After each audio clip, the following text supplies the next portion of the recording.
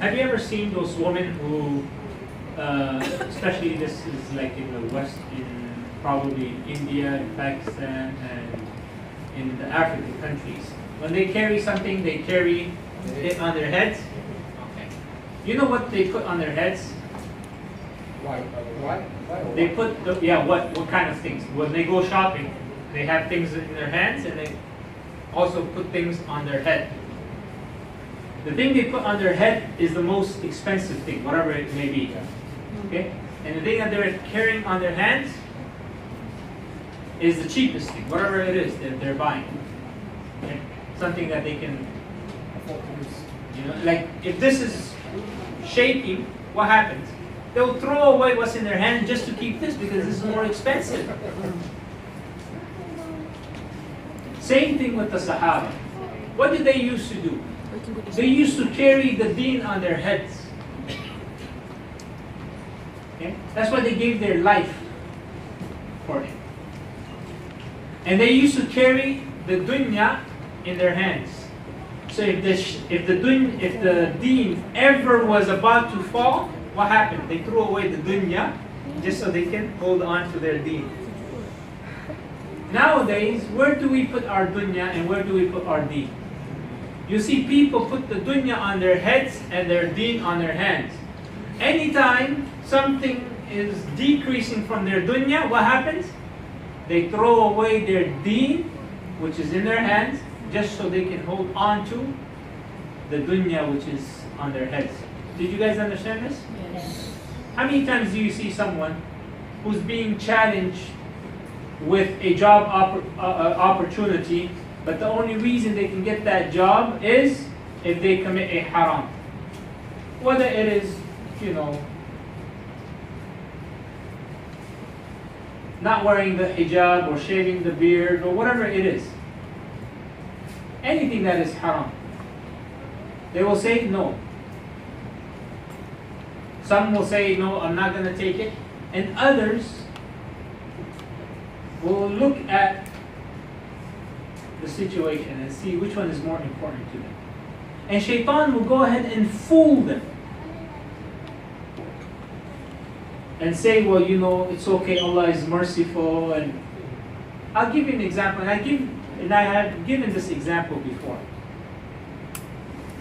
When Dajjal, he comes, right? It's a matter of life and death, right? It's not a matter of whether you have a job or not. If you believe in him, he says, I will give you this world and whatever it contains, whatever you want. You say, my dead parents, you will have two jinns come in the form of your parents and make you think that they're alive, and you will believe in him. Your kids, whatever it is, he will know your weakness and he will approach you through that weakness. And to others, he says, if you don't believe in me, then I will kill your kids first and then I will kill you. And he won't kill you just by, killing you with a sword or a gun. He will kill you slowly through starvation and dehydration. No rain. He has power over the clouds, which means what? No rain means no water means no vegetation. No vegetation means no food means no animals means no humans. What's going to happen? Your kids are going to cry from starvation, from hunger. And you're going to see that. Just like how we see it in the news, right? You see certain countries or certain powers, right, starving their own people. You look at them. You see the kids, you can see the rib cages as if it's about to come out from the skin. Well, these people who don't believe in Dajjal, they will be able to see that with their own kids. Do you think that's a sight that a mother or a father can see of their own child? It's not. So they will have, if they give in, they will give in. But when we hear, we're like, no, I'm going to give my life, right?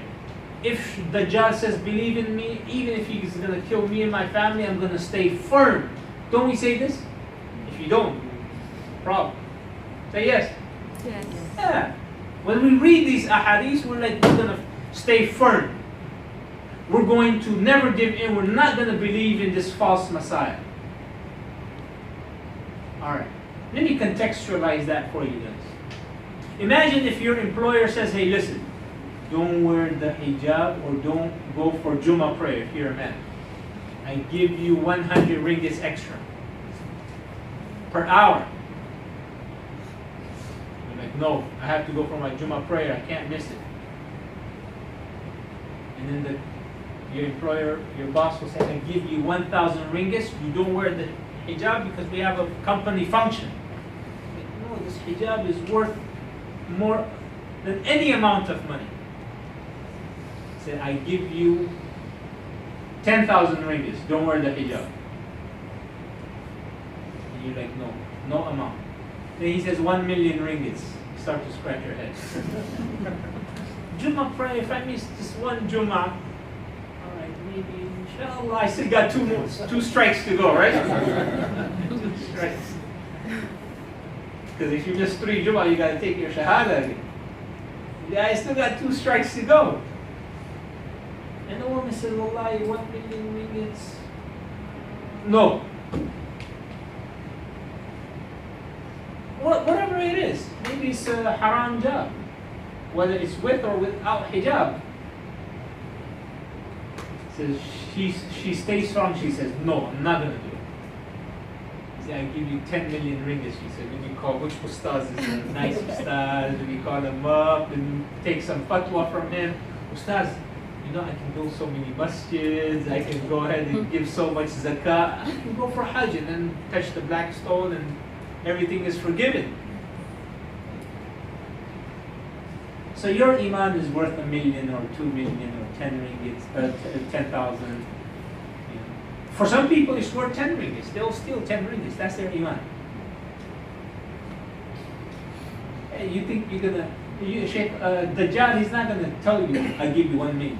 He's gonna give you your life, and not only yours, your family, your kids, your baby. How are you gonna give it? We're not talking about an extra 10 million ringgits. We're talking about the only source of livelihood that you will ever have. Because he will have the ability.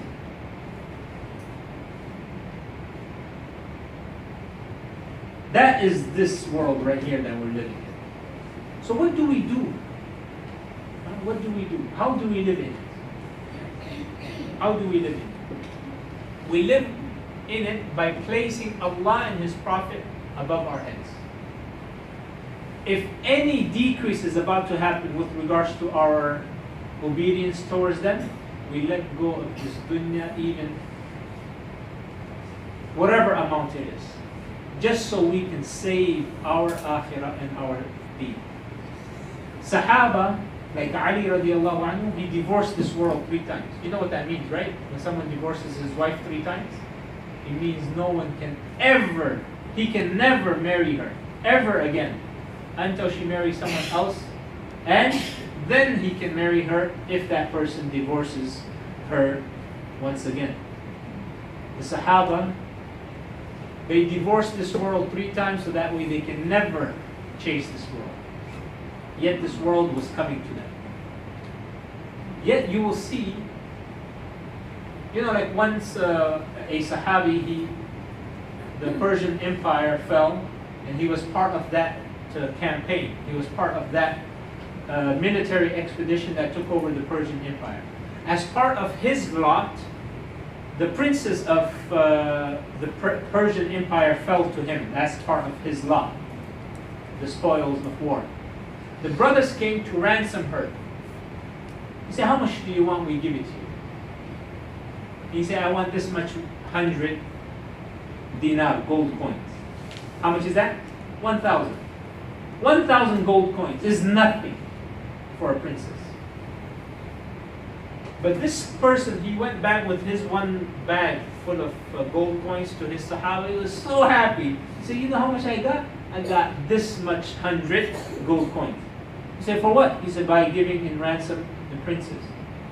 He said, you could have asked for millions, and they have that money, they can give it to you. He said, what's million? He said, this one. He said, I didn't know there was a number more than this. He didn't know that there was a number beyond 10. He said, that's Allah gave you 10 fingers, so there's only 10. And there's a number called 100.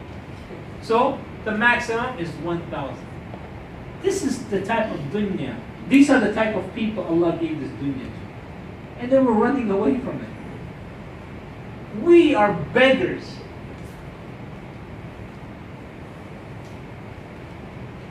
We are chasing this world, and this dunya could care less. Today it belongs to you, wallahi, tomorrow it belongs to someone else. 1,000%. Today a person, he's on top of the world, tomorrow he's underneath it. Okay? And the people that suffer the most are those who love it the most. If you have a BMW, brand new, you know, what is it, the 6 Series, I think? It's a nice, cool one. Only 2 people can fit. Why you don't want a third wheeler? 2 people fit. Beautiful, nice. I forgot which series. The 6, right? So nice. You look at it. But you don't. We enjoy it. The guy, he doesn't enjoy it. You know why? He's so scared. What if someone scratches it? Yeah? Then you have my nice Proton Waja over there. I could care less who, hits it with their car, who bangs it. So many people bang it. Who cares? Alhamdulillah. I sleep very good at night. That person, when he goes to the mall, he takes 2 people's parking spots. And you hate him for it. Who does he think he is? Why? Because he's afraid someone is going to scratch his heart. When he sees that scratch, I used to have that car in the US, a Honda Civic Si. I was 18 years old, and I bought with $10,000 cash. I was saving up. And it was a race car. It was black, it was beautiful. Okay? Wallahi, I didn't see someone, but it was scratched as if someone scratched my heart. I'm not joking. After that, I bought a $600 car. And I was driving it, as if I was flying the car. And I sold it back for $500 after many years. I could care less about it. Right? Takes me from point A to point B. Am I going to show off with it? I'm married already.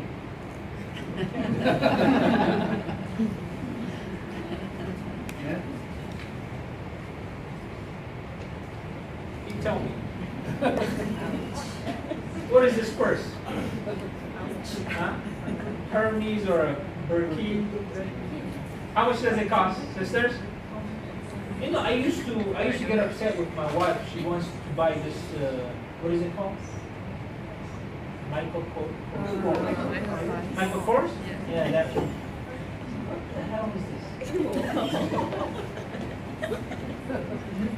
It's worth what, 2,000 ringgit or 3,000? Then I didn't know. I was so unaware of the reality of this world. Then I found out there's 250,000 US dollars, 500,000. Especially, recently, some investigations were going on where, wow, these purses.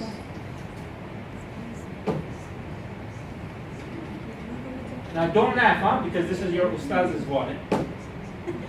You think I fear anyone who's gonna take my wallet? Huh? They're like, if I go and make wudu and I put it, I said, this guy, miskin, I should buy it and give him 10 ringgit so he could go buy another wallet. But you tell me, this person, what kind of anxiety does this person have? You think she will be walking in Bukit Bintang or any of these, Chinese, what is it, China market? China market? People will go ahead and cut off her arm just to take this away from her. And who knows, maybe this is worth more than that. Not because of all the money that's inside. So who suffers the most, you tell me, from anxiety? If I was to lose this, and I lost my wallet, if I was to lose it, and this person was to lose it, who will suffer the most anxiety? That's this dunya for you.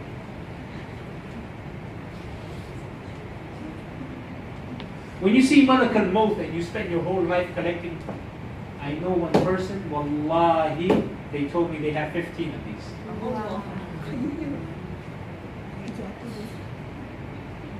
15. One of my students. He said 15 they have.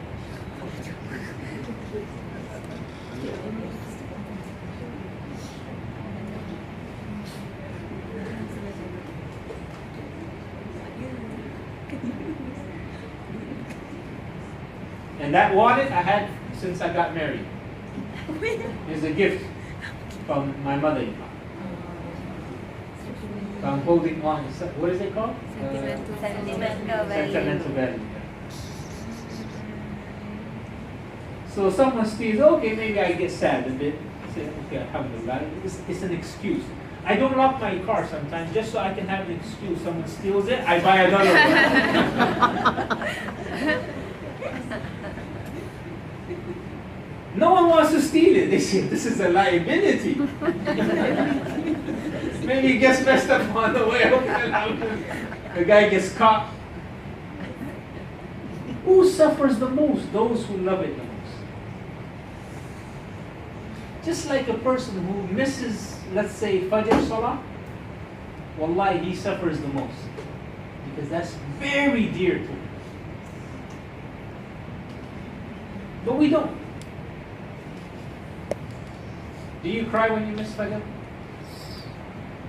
Do you cry when you miss one juz of your daily recitation of the Quran? You say, inshallah, Allah ghafurur rahim. Next. There's people that make qada of their gym day. You know, they miss their gym day, they make qada of it. They go the next day. They do. Why? That's valuable to them. It's very important. And there's others, mashallah, like me. What's a gym?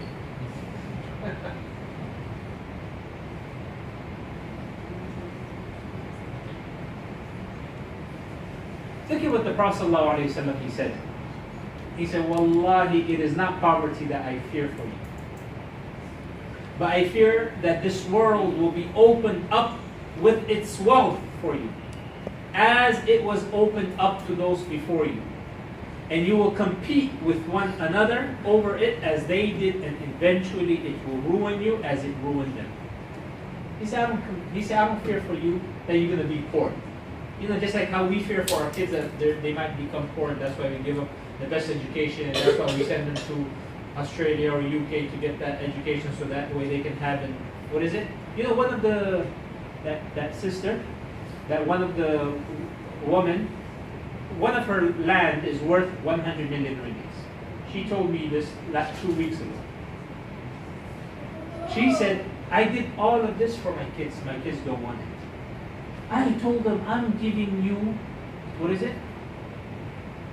She used the word. I'm giving you an edge over so many people.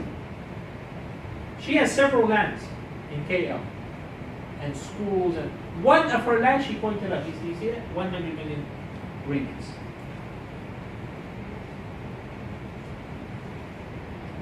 She said, I did all of it. She's an old woman. She's 65 plus. She's still working. But her kids are not working for her. They're in Australia and other parts of the world, and they could care less about her wealth. She said, I've done all of this so you guys can have an edge over. You know, like an advantage over other people. They say, no, we want to pursue our own dreams and our ambitions and whatnot.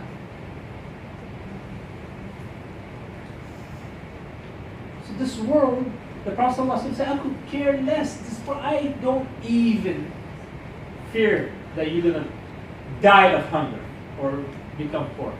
What I fear is Allah is going to open it up for you, and then you're going to fight over it and have hasad and jealousy and compete over it, and you're going to be ruined, just like the people before you were ruined because they did the same thing.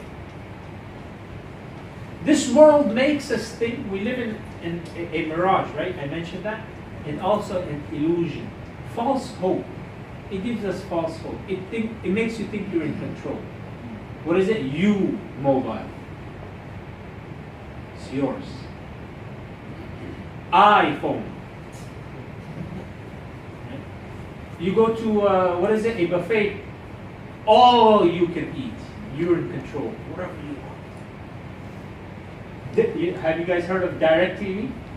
It's a satellite. Direct. You are in control. You get to direct what you want to watch. Back in the days when TV first came out, it was how many channels? Just 3, right?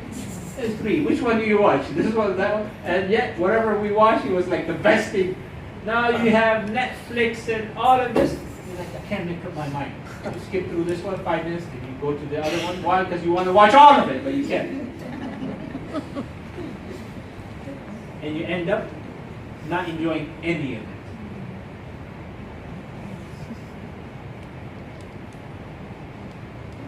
What is it? They have sayings, take control of your future, as if you have control. These are just the illusions of this world.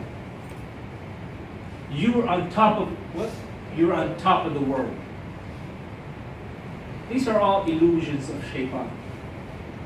That he has made a hijab come between us and the realities of this world. If only we were greedy for the hereafter the way we are greedy for this world, that would save us. If only we feared Jahannam the way we feared poverty in this world, we would be saved. You wake up 6 o'clock in the morning and you go, if you live on the 24th floor like I do, you see the major freeways being clogged. You know why? Everyone is running away from poverty. Right? They're going to work. They're going to work. Everyone is running away. Imagine if every day we run and flee and fled towards Allah, and we're running away from Jahannam, we will save ourselves, just like how we're saving ourselves from poverty in this world, we will save ourselves from Jahannam in the hereafter. If every single day we did that, increase yourself in one ayah, tadabbur, read one verse of the Quran and do tadabbur over it. Don't worry, sisters, I'll send you guys anything you want. There's no copyright. I send you guys all of it. Send it to Sister Shami, she can give it to you guys. So don't take pictures of this. I'll give you guys the slides, whatever you want. So what does Allah have for us? And what Allah has with Him is better. Now, who is the richest person? Anyone? Tell me, who's the richest person? A person with knowledge. That's because you're biased. You're always, mashallah, seeking knowledge, so you want to say, I am also rich. A rich person is the one who is content. Once a person came to the Prophet ﷺ, he asked him a series of questions. He said, Uridu an akuna aghna nas. Where are the Arabic student minds? Sister Farah, Uridu an akuna aghna nas. I want to be the most richest of people. So the Prophet ﷺ said, be content and you will be the richest of person. Be content. Whatever Allah has given you, whatever your situation is, whatever your family situation is, whatever your family, is this, I'll pay that later. When you pay now. I want to pay something to you guys. I want you to see this person. What does he have compared to what you have? Okay?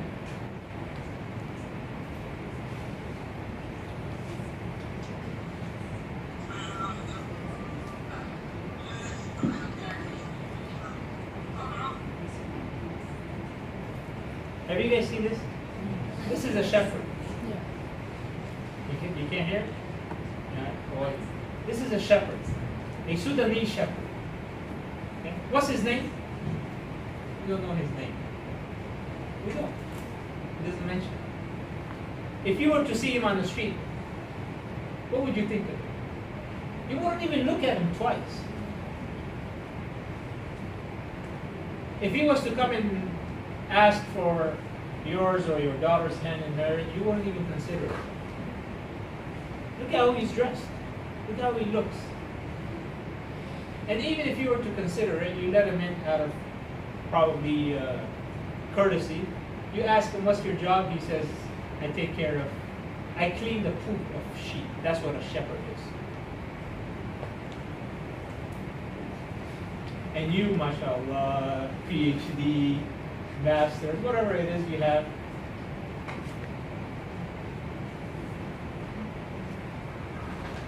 You wouldn't even, but look at what his position is in front of Allah.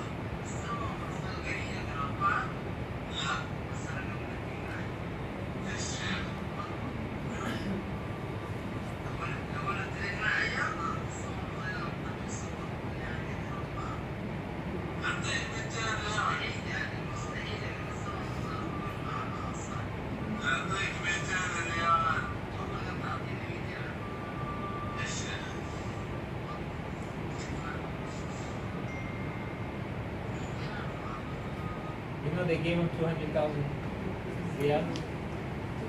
Later on. Later on. Yeah. Later on. When this video went viral, other people, they found, because they're trying to take one sheep from him. He said, it doesn't belong to me, I'm just a caretaker.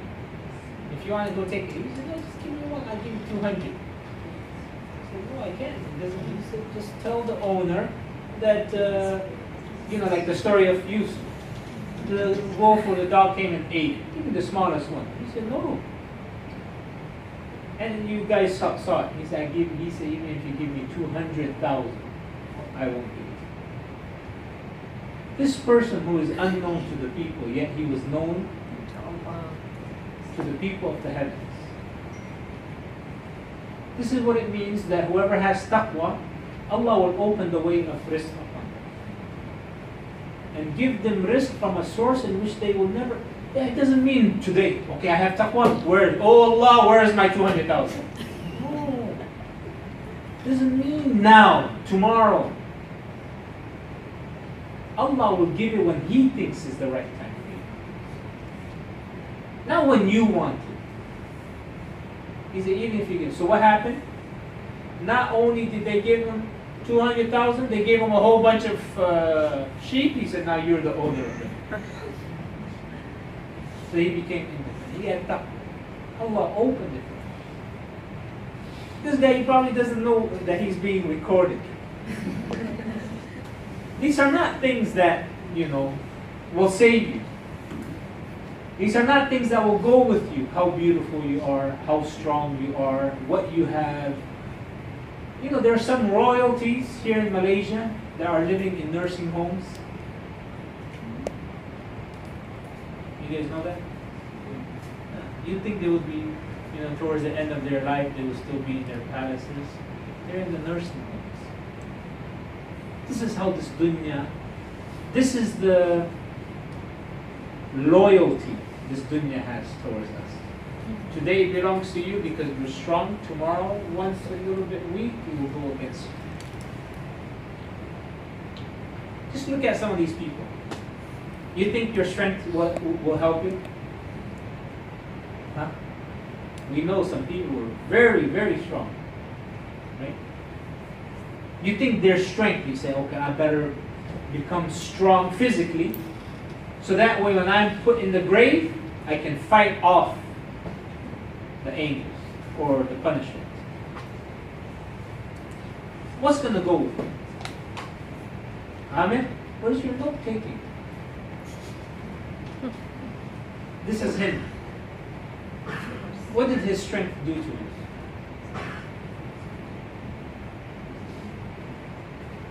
So if you're boasting about, how much you can bench lift, there's people that can do it more than you. What about beauty? I'm sorry for the picture, huh? You think your beauty is going to count? You spend 2 hours in front of the mirror trying to fix yourself. Well, I spent 10% of that time reading the Quran and beautifying your iman. You go to the gym and trying to work out, so you can lift 50 kg. Then when Salatul Fajr comes, 1 kg you cannot lift from yourself.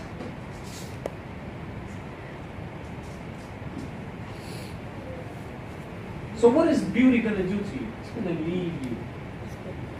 The first people to throw you out from your house are your loved ones. The first person to throw dirt on your face when you're put in the grave are your loved ones. The first people to fight over the wealth that you worked so hard and probably didn't earn it in the correct manner are your loved ones. None of that is going to help you. That's her. Seriously. What did her beauty do to her? Do you think it did shafa'ah, intercession for her in the grave?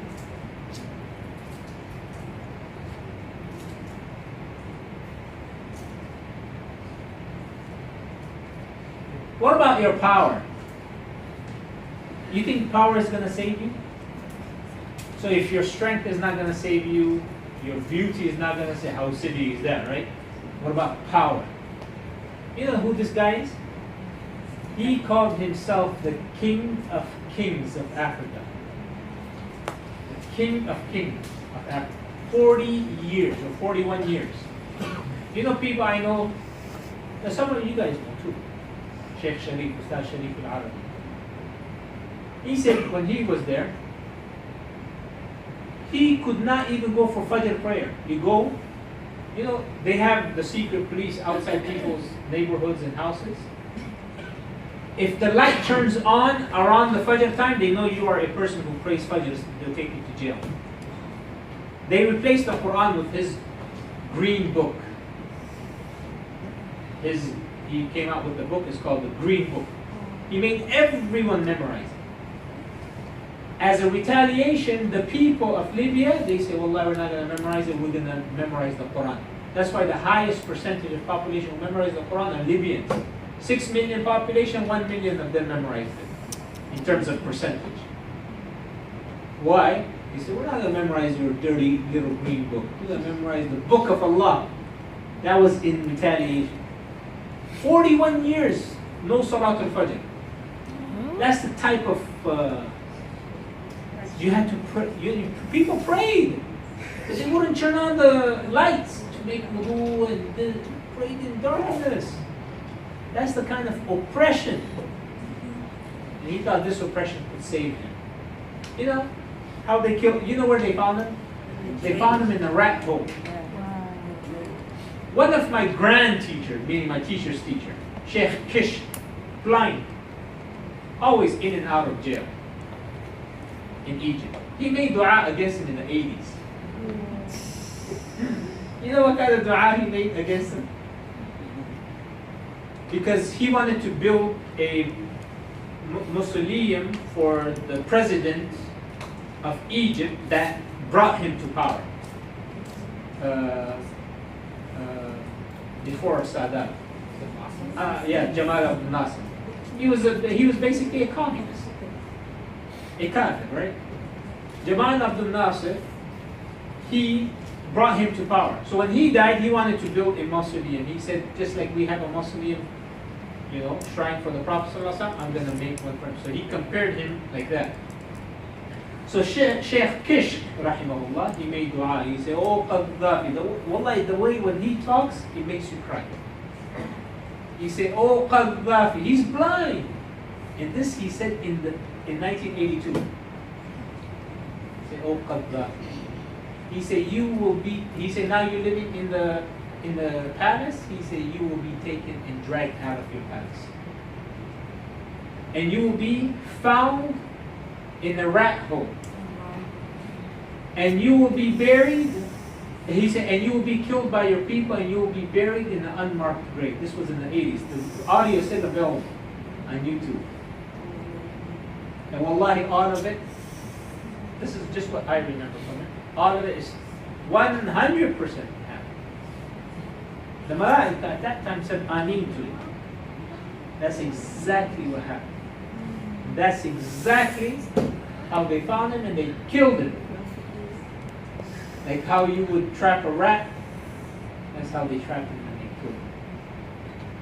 What did his 41 years being colonel and had all of this wealth? You know how wealthy Libya was? Very wealthy. Very, very. They said the kid, of course some tribes only, because he preferred only those tribes. They were born with a golden tooth. Is that the same or something? No, like basically they would be fed with a golden spoon. If you could not find your own your health care in Libya, they will send you to Europe to get free health care. Very rich. But his power could not do anything to him. Nothing. Zero. How will he go down in history? It's going to be written down in history how he died and what he did. So they had about 6 people in the desert, dug up a grave, bury him in the middle of the night, and no one knows where his grave is. So no one can put a mausoleum and remember him by.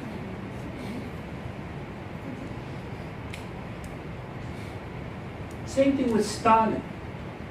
Or before Stalin, what is it? Lenin. Think how these people, power, Hitler, Fir'aun, we still have his body available in Egypt. Power will not do anything. Your wealth will not do anything. I mentioned wealth before. I wish my wife can go with me inside the grave and keep me company for the first 2-3 nights. So that way I can get comfortable and then say, okay, all right, you can eat. You're going to be in your own grave. I wish your husbands can go with you inside the grave and say, you know what, I used to make you do a few things that was not halal for my sake, so let me go ahead and be in the grave with you. I wish your kids can go with us. If not inside, maybe on top of the grave and put their bedding. No, and then they're the first one. Half an hour, that's it. Let's go, let's leave. We're done, we're tired. I haven't slept the past 1 week. I've been in and out of the hospital. I haven't been to a job. Next week they'll go. That's the reality of this world.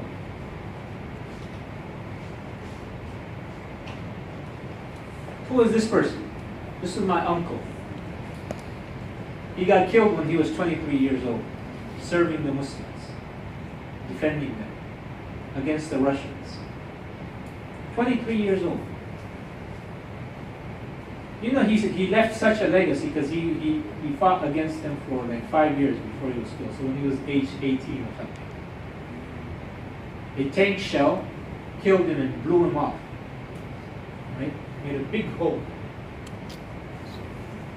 Everyone in that city knows him.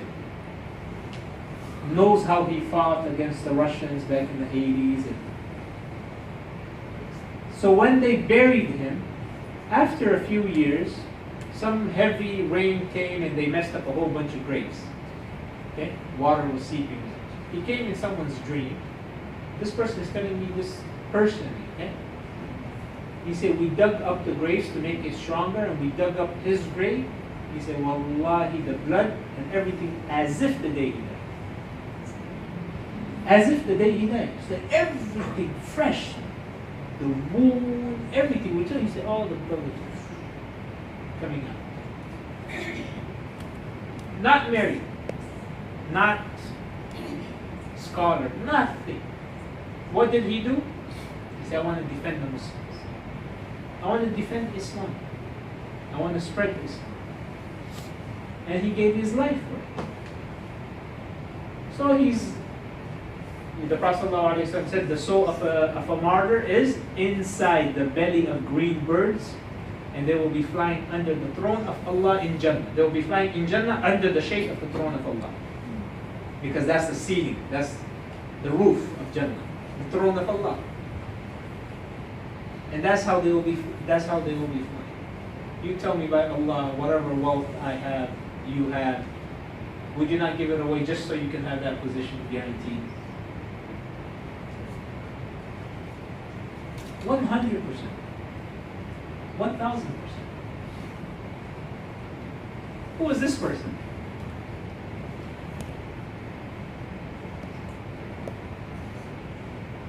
Abdul Salam Eidi from Pakistan. This person, from a young age, he was building his legacy. From a young age. He said, listen, he doesn't have any kids. No kids. He's married. He said, I'm going to have millions of kids. How? Not by marrying. And one guy in India, he has 38 wives, and now he has 96 kids. No.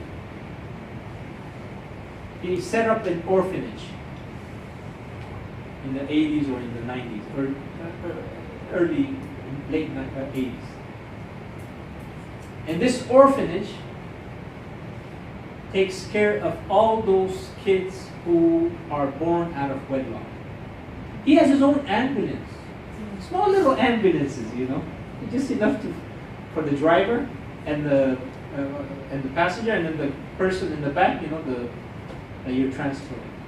He made a deal with all the doctors. They say, you donate 1 day a month to my organization. You come and treat. He did such an amazing, until he died, I think, about 2-3 years ago, 2016. He died. He died having the Muslims make dua for him until now. All those orphans, hundreds of orphanages throughout Pakistan. Free clinics, because in Pakistan you gotta pay even if you're dying. They won't let you in the clinic, in the hospital. No way. In these countries, even if you're bleeding to death, they say, no, you go pay. He said, how can I pay? I'm bleeding. Right? That's not my problem. The doctor will open you up and he says, okay, you've paid only enough for me to open you up. Go and pay the rest for me to sew you back up. Wallahi, that's how it is. So he's a person who came up with free clinics and free hospitals for such poor people. That's the legacy he left behind. You know why? Only one life to live. I wish I can have another life, so if I mess up this, I can come back and say, okay, you messed up, Ali. Now, don't mess up, second chance. Oh, just like in your entrance exam, college, you mess up, there's another chance. Maybe you go to another university and apply. You fail one test, there's another chance. Even SPM, you don't do too well, what do? You go to the 2-year college, right? First, before you can go to university. Is that how it works? Yeah, yes or no? I don't know. The A level, the O level.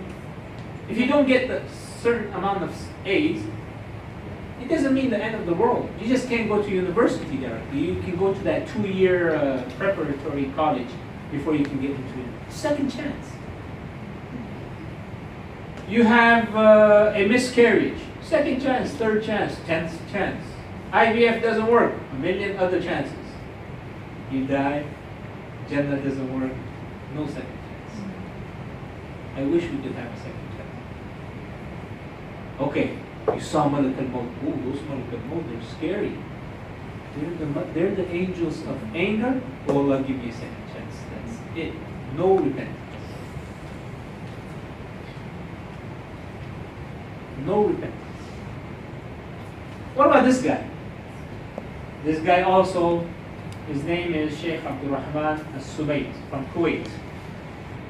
This guy, he's responsible. I forgot to write down what he did. But basically, thousands of wells, thousands of masjids, millions of people, because he left Kuwait, a life of luxury. He was a doctor, medical doctor, rich guy. He gave all of his wealth. Millions of people became Muslims at his hands. How many masjids did he build? He was a millionaire. He gave all of it. No, masjids in Africa don't cost like the pink masjid in Putrajaya. You make it out of what? Some bricks, a small little straw roof. That's a masjid. Fi sabilillah. Anyone that prays, you get the reward. Clinics, everything. That's what he did. That's the legacy he left behind. What are you doing? What are we doing? Are we just consumers? Huh? Are we just seeking knowledge without doing anything about it? Are we not going to be propagating it? When is it about time? How much knowledge is enough for you to go ahead and start propagating? Or at least start doing something? How much wealth do we have to earn before we do something? Oh, let me just hit the 1 million mark and then I will retire. No, you hit the 1 million, you want the 2 million. Look at the prophets. How rich were they? Huh? Any rich prophet you know? Only one. Majority, 99.9%, poor. Shepherds, blacksmiths, tailors, carpenters. That is what they were. That was their profession. Majority were shepherds. Others were carpenters and tailors. The Prophet ﷺ was so poor he didn't even have enough money to give as mahar to Khadija. He didn't own his own sheep. He was a shepherd. But look at the impact he made. He couldn't even read, even if he wanted to. He couldn't. Look at the impact. How he unified in less than 20 years the entire Arabian Peninsula. And right when he died, they all separated again. Unlettered, uneducated, yet this was the impact that he had. How many PhD holders we have nowadays? And they're bombing this world and coming up with destructive things. Atomic bomb, and atom bomb, and hydrogen bomb, and nuclear bombs, creating havoc and chaos.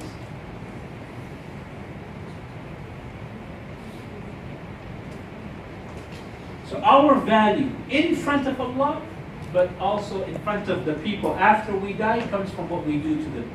What we do for the Muslim community.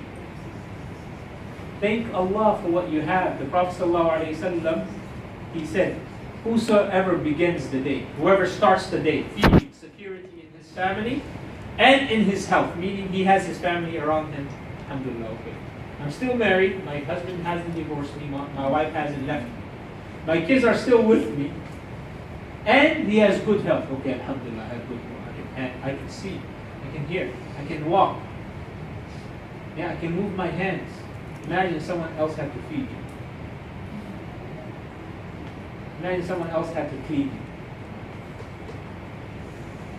you. Look at what the Prophet said. Whoever feels secure in these two things, and he possesses enough food for that day. Not for tomorrow. Not for open the fridge, our kids open the fridge and they're like, Mom, what's for food? MashaAllah, you got milk and you got the cereal and then you got the yogurt and you got, and you're asking me what's for food? The fridge, there's no place for me to put anything else in the fridge. I tell those parents, send those kids with me to Africa, inshallah.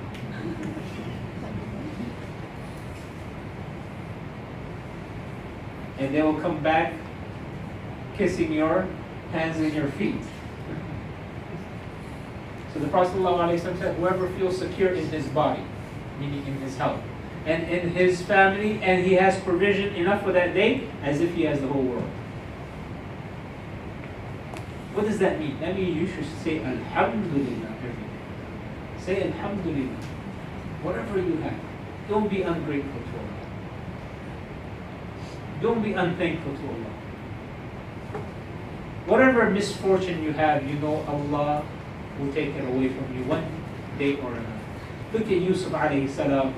Him being put in that well for how long? And then taken for how long to be a slave? And then put in jail to be in jail for 7 years in jail for a crime he never committed. What was the anxiety? What was the sadness that he was going through? But he never lost hope. That's why he never became depressed. He said, freedom? Freedom is in my heart. They can never take that away. They can lock me up in a cage, but I'm free here. I have a free mind. They disconnect me with the rest of the world, they can never disconnect me with Allah, because I never disobeyed Allah. So whatever people try to do to take away your peace and your tranquility in this world, stay connected with Allah, because they can never take that away. 100% they can never take it away. They try to take away your pleasure, your worldly pleasure in this world, but if you're connected with Allah and you're connected with the Quran, tell them, come, which power to take that away? So now you tell me, based upon all of this, who has more, who is true to their promise? Is dunya or Allah? When Allah says, I prefer the akhirah, which is better for you, listen to me. This dunya, today you're healthy, tomorrow you're paralyzed. Today you're young, you're on top of the world, tomorrow you're old. Today you can see, tomorrow you're blind in one eye, or both your eyes. Probably in a car accident, the window shrapnels came and hit your eye, and now you're blind. That's this world. Where's happiness? Happiness is in Jannah. Why? Because it has these things which this world can never have. Life with no death. Health with no sickness. Youth with no aging. Wealth and no decrease. And happiness with no worries. Over here, there is no such thing as happiness without worries. There is no such thing as youth without becoming old. Just take a look at your picture, the 10-year challenge. You guys know about the 10-year challenge? I give you guys 1400 years challenge.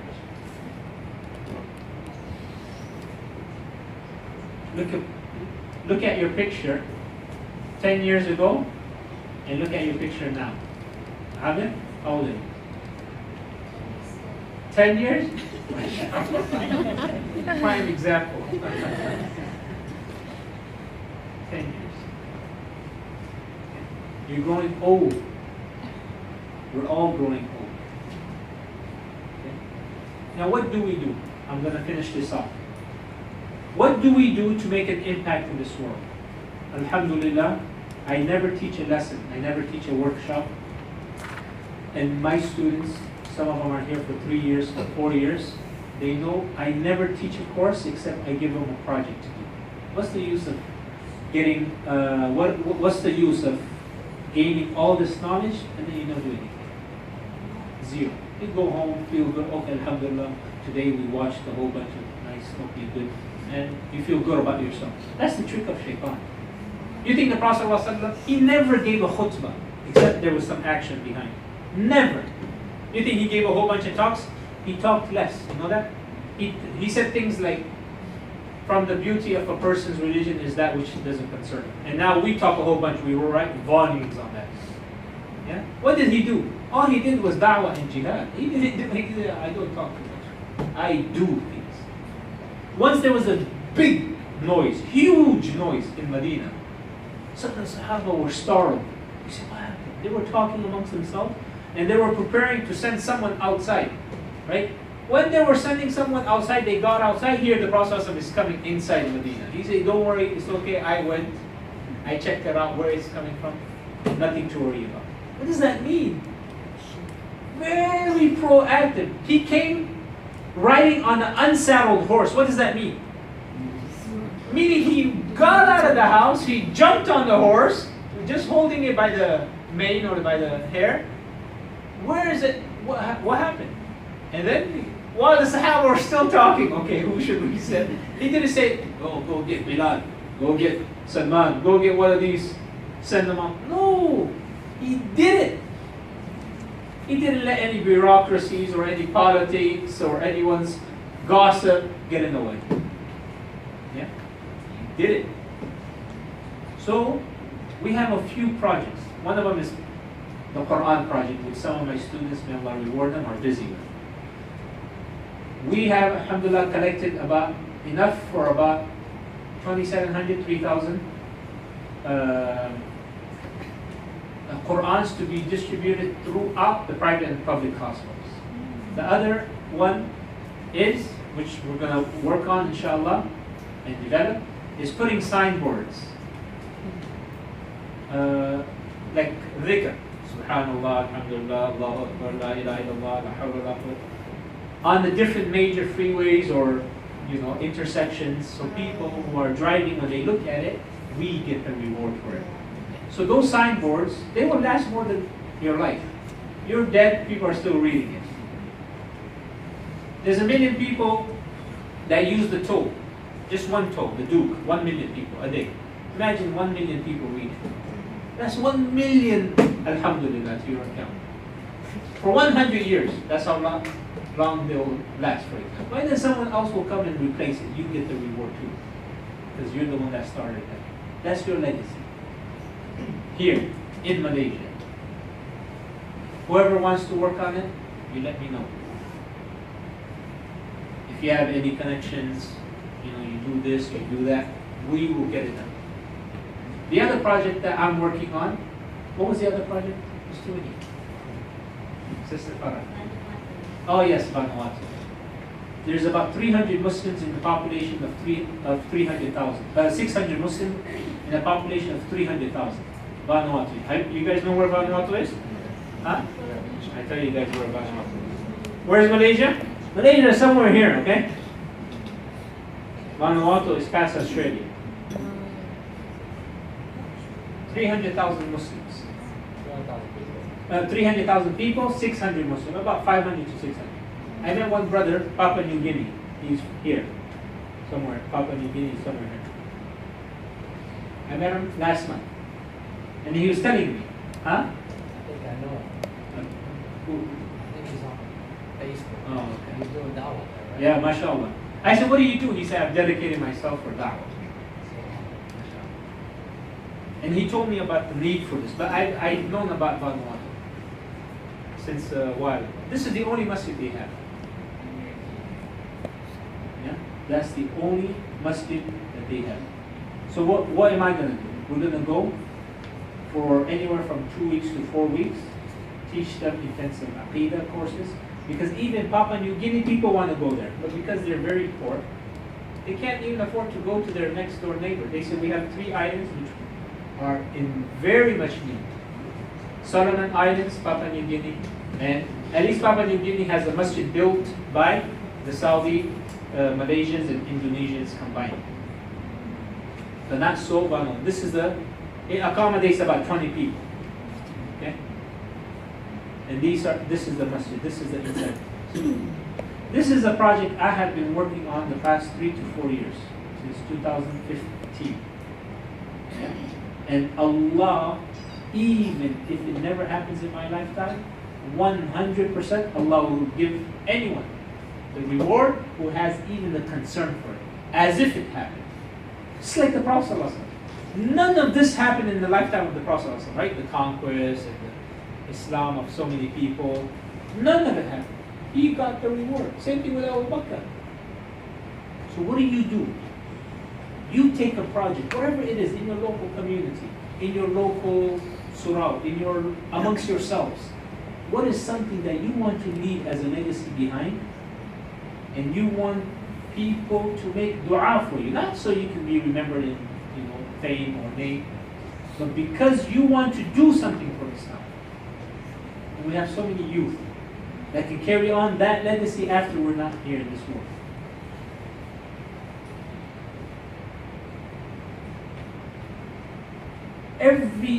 We need to look within ourselves. What can I do? What am I good at? Am I good at this? Am I good at writing a book? Do it. If you're good in writing a book, write a book. Whatever it is. I don't know. Any topics. And make sure it's good and authentic. If you know how to talk. And rally people to do good deeds. If you know how to do humanitarian, you're a doctor. You say, listen, I don't know how to do anything else. I only know how to tell people you have a flu and you have a cough and this is the medicine. Do that for the poor people. This brother, he cracks people's backs and he cures them. Good. Use that for the service of Islam. Each one of us, we have a specific thing we need to discover what that thing is so we can use it for Islam. Okay? So what do you take from all of this? Leave a legacy before you die. In your own right. Yeah? Leave a legacy before you die, inshallah. That's all I have for you guys. I thank you very much for coming, inshallah. Jazakallah khair. Any questions? Good. سبحانك اللهم وبحمدك نشهد ان لا اله الا انت نستغفرك ونتوب اليك. رب اغفر وارحم وانت خير الراحمين. ربنا فاغفر لنا ذنوبنا وكفر عنا سيئاتنا وتوفنا مع الابرار يا عزيز يا غفار. Oh Allah, please forgive us for all of our major and minor sins. Oh Allah, please guide us. Oh Allah, give us hidayah. Oh Allah, please make us from amongst the righteous. Oh Allah, let us die with this kalima la ilaha illallah as our last words. Oh Allah, let us die while you are pleased with us. Oh Allah, let the best days be let the last days be our best days. Oh Allah, raise us with the company of the prophets and the righteous and the salihin and the salihin and the shuhada and those whom you have preferred in this world. O Allah, forgive our parents, have mercy upon them, make their graves from amongst the gardens of Jannah, and if they are alive, O Allah, give them a long life with khayr and barakah and afiyah and sahha. O Allah, forgive all the dead Muslims that have died upon the Tawheed for all of their major and minor sins, make their graves from amongst the gardens of Jannah, fill it with the fragrance of Jannah, fill it with the nur and the light of Jannah. O Allah, forgive them, pardon them for their sins, have mercy upon them, guide all of our youth, all of our sons, all of our daughters, forgive all of the Muslimin that are alive and are dead until the day of judgment. ربنا اغفر لنا ذنوبنا ولإخواننا الذين سبقونا بالإيمان ولا تجعل في قلوبنا غلا للذين آمنوا ربنا إنك رؤوف رحيم. رب اجعلنا مقيم الصلاة من ذرية ربنا وتقبل دعاء. ربنا اغفر لنا ولوالدينا وللمؤمنين يوم يقوم الحساب. سبحان ربك رب العزة عما يصفون وسلام على المرسلين والحمد لله رب العالمين.